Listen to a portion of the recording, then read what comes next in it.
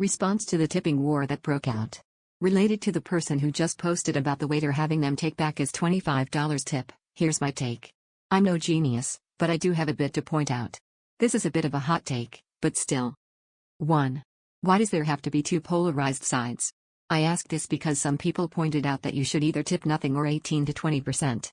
Let's imagine that you, or let's say a younger kid, is out buying food and something happens to come out to $8.50 including tax.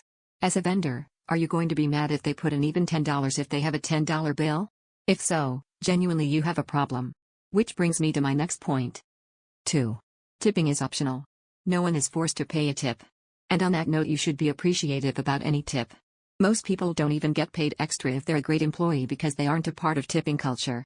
I get you're in hospitality and tipping is supposed to come, but TS isn't required, and some people don't have the money.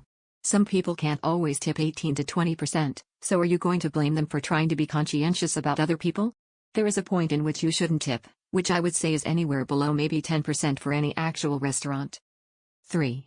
If you're mad you're not getting tips because your job doesn't pay you well, maybe you should consider other jobs. I'm being serious about this one.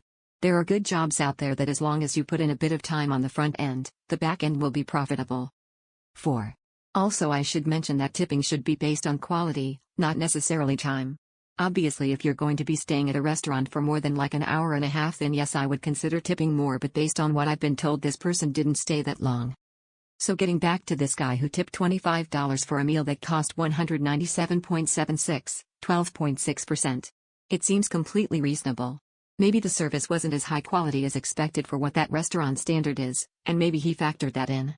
Or maybe, and I have no idea, they didn't have the amount of money to tip an additional like $36 bucks. They did say that they were out with friends, so paying for all of them and tip and tax is already a big ask. If the waiter is genuinely mad about getting tipped $25, they should ask for a raise because obviously the main pay isn't enough for them. Edit. After looking through what was said, I have some additional points. 1.